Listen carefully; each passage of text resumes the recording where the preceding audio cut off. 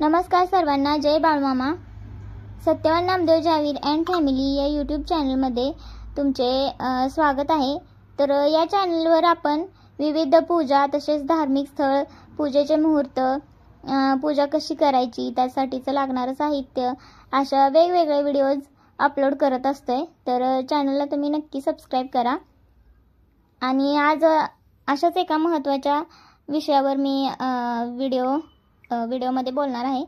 तर व्हिडिओ तुम्ही शेवटपर्यंत नक्की बघा. तर इथं बघू शकताय तुम्ही, इथं मी माती घेतलेली आहे. तर कसं असतं ना, कधी कधी घट आपल्याला बसवता येत नाही व्यवस्थित, म्हणजे घट पेरता पण येत नाही. म्हणजे कधी कधी त्याला बुरशी लागते, कधी कधी त्यातला कलश वाकडा होतो, किंवा असं इतर काय होतं, धान्याला बुरशी लागते, घट पिवळा पडतो, असं बरंच काही होतं. आणि घट व्यवस्थित नाही आला की मग आपल्याला पण वाटतं की काहीतरी आपल्या घरात कमी पडलं असेल, काहीतरी अशुभ झालेलं असेल, म्हणजे घरात काही अस्थिरता असेल, शांतता नसेल, असं इतर काही प्रश्न आपल्या मनामध्ये येतात. किंवा देवीची पूजा करण्यात आपण कुठेतरी कमी पडलो असेल सेवा करण्यामध्ये, तर असे प्रश्न मनात येतात आपल्या. तर शक्यतो तसं काही नसते. घट उगवण्यामागं, घट हा नैसर्गिकरित्याच उगवला जातो. त्यात आपण काही छोट्या छोट्या चुका करतो ते आपल्याला माहिती नसते. म्हणजे घट पेरण्याच्या दृष्टीने म्हणा किंवा माती निवडण्याच्या दृष्टीने म्हणा, तो कसा व्यवस्थित पेरायचा, कसा त्याच्यावर कलश ठेवायचा, या बाबतीत आपल्या हातून काही नकळत असं चुका होऊन जातात. तर त्याविषयीच मी तुम्हाला डिटेलमध्ये या व्हिडिओमध्ये सगळं सांगणार आहे. तर इथं मी माती घेतलेली आहे, बघू शकताय तुम्ही. तुम्ही माती ही रानातली घेऊ शकता किंवा नर्सरीमधून आणू शकता, किंवा पूजा साहित्याच्या दुकानामध्ये आजकाल ही माती मिळून जाते. त्या नवरात्रीच्या कालावधीमध्ये त्यांनी आणूनच ठेवलेली असते. तर तिथं तुम्हाला ही माती मिळून जाईल. पूर्वी कसं असायचं, रानातलीच माती घ्यायचे आणि रानातल्याच मातीमध्ये हा घट पेरला जायचा. तर त्या मातीनुसार, त्या रानाच्या गुणवत्तेनुसार तो घट उगवला जायचा. म्हणजे जर माती चांगली असेल, रान चांगलं सुपीक असेल, तर घट व्यवस्थित उगवायचा. आणि त्यामुळेच घट व्यवस्थित उगवला की असं समजलं जायचं की घरात धान्य याचं भरपूर होणार आहे, चांगलं होणार आहे, असं असायचं. कारण कसं, त्याच रानातली माती असायची ना, कारण ती आधीच सुपीक असायची, मग त्यात धान्य तर येणारच होतं. तर असं समजलं जायचं. आणि ज्या रानातली माती सुपीक नाही आहे, तर तिथं तेव्हा घट व्यवस्थित नाही यायचा, सुपीक नसल्यामुळे. त्यामुळे तिथं कमी जास्त धनधान्य यायचं. त्यामुळे अगोदर असं मानलं जायचं की घट चांगला उगवला की चांगलं होतं, चांगलं धनधान्य येतं घरामध्ये, आणि घट नाही उगवला की नाही येत. तर असं पूर्वी असायचं. तर तसं काही नसतं. घट उगवणं आणि घट कसा व्यवस्थित आणायचं ते आपल्यापाशी असते. तर इथं मी माती घेतली आहे. मी ही माती वाळवलेली आहे उन्हात छान अशी. आणि तुम्ही बघू शकता, यात जरा खडे आहेत आणि झाडांच्या मुळ्या वगैरे आहेत. तर त्याविषयी पण मी सांगणार आहे. कसं होतं, आपण माती आणतो आणि नंतर ती चाळून घेतो. ती चाळून घेतलेली जी माती असते ना, ती पाणी शोषून ठेवते. त्यामुळे त्यात जे धान्य पेरले ना, त्याला बुरशी लागू शकते आणि ते धान्य तिथंच खराब होऊन जाते. किंवा जर उगवलेलं असेल तर ते पाण्यामुळं ते पिवळा पडतो घट, असं होतं. तर त्यासाठी आपण घटासाठी हा मातीचाच कलश घ्यायचा आहे. तुम्ही कोणत्याही धातूचा वापरू शकता, शक्यतो मातीचा घेतलेला चांगला.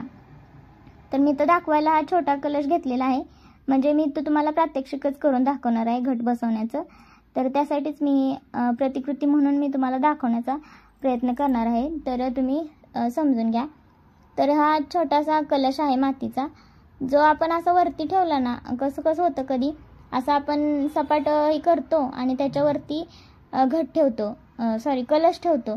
मग तो कलश, त्यात आपण अगोदर धान्य पेरलेलं असते, त्याच्यामुळे ते मुळं त्या घटाखाली येतात आणि तो कलश वाकडा होतो. मग आपल्याला वाटतं हा कलश वाकडा झाला आहे, मग आपल्या मनात अजून निगेटिव्ह विचार येतात. तर तसं काही नसतं. आपण जेव्हा घट बसवतो, ते माती खाली असल्यामुळे ना, त्या घटाची जी उगवून आले धान्य ना, त्याची मुळं आहेत ना, ती त्याच्या खाली जातात आणि त्यामुळे तो कलश वाकडा होतो. तर हे त्यामागचं मुख्य कारण आहे, कलश वाकडा होण्यामागचं.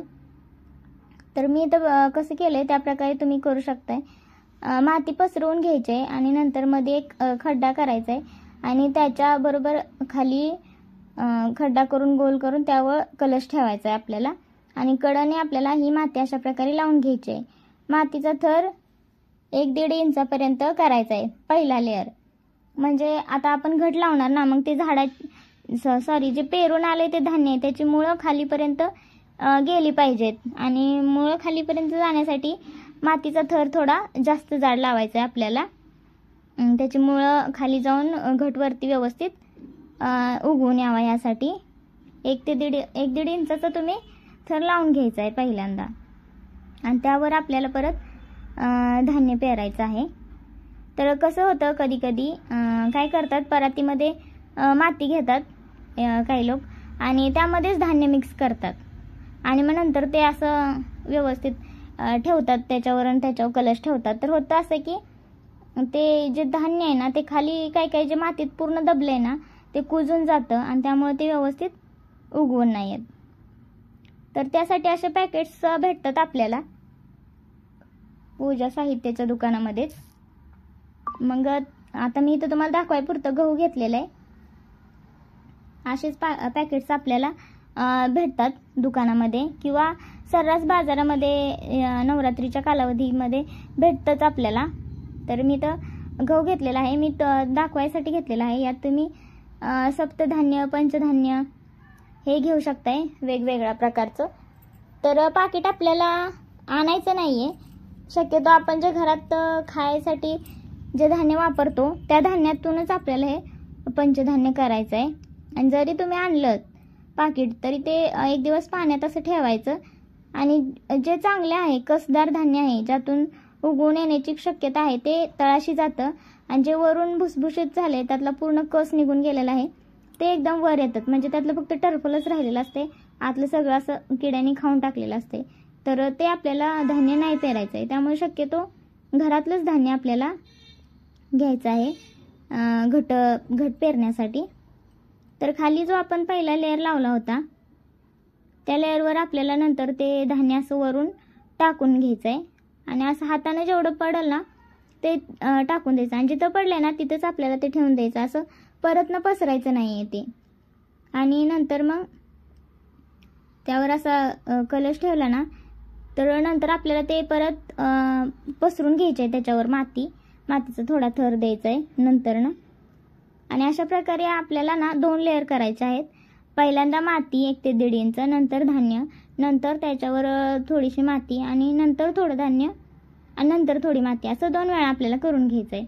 2 वेळा आपल्याला धान्य पेरून घ्यायचं आहे आणि नंतर मग हे कलशात आपल्याला पाणी ओतायचं आहे. काय काय टाकायचं त्याच्यावर नारळ ठेवायचा, दुर्वा आणि पैसा, हळदी कुंकू, अक्षता असं ठेवायचं आणि त्याच्यावर नारळ ठेवायचा आहे आपल्याला. तर त्यामुळे कलश मोठा घ्यायचा आहे शक्यतो. नारळाचं ओझं पेलेला असा छोटावाला नाही घ्यायचा, मोठा घ्यायचा आहे आपल्याला. तर इथं बघू शकताय तुम्ही अशा प्रकारे आपण हे करून घेतले. वरून माती वगैरे टाकलेली असा घट पेरलेला आहे. याचं मी एकच थर लावलेला आहे शक्य दाखवण्यासाठी, पण कमीत कमी 2 थर लावायचे आहेत. 3 लावले तरी चालेल पण 2 तर लावायचेच आहेत अशा प्रकारे. आणि आता बघा मी उचलून घेतलं आहे तर खाली भरपूर स्पेस आहे आणि कलश बसायला, त्यामुळे मुळं काय कलशाखाली जाणार नाहीत आणि त्यामुळे कलश पडणार नाही आहे. तर नंतर त्याला पाणी कसं द्यायचं, तर असं पाणी गलसाने किंवा तांब्याने डायरेक्ट घटावर ओतायचं नाही आहे आपल्याला. तर असं हाताच्या सहाय्याने शिंपडायचं आहे आणि हाताने जरी व्यवस्थित नाही जमलं तरी आपल्याला ते फुलाच्या सहाय्याने व्यवस्थित शिंपडून घ्यायचं आहे. पाणी एकदम असं ओतायचं नाही. तर व्हिडिओ कसा वाटला ते कमेंट करून मला नक्की सांगा. नंतरही मी काही व्हिडिओज बनवणार आहे 9 दिवसाच्या माळा आणि 9 दिवसाचे प्रसादाचे. तर तो व्हिडिओ पण तुम्ही नक्की बघा. आणि येणाऱ्या नवरात्रोत्सवाच्या तुम्हाला सगळ्यांना खूप खूप शुभेच्छा. धन्यवाद.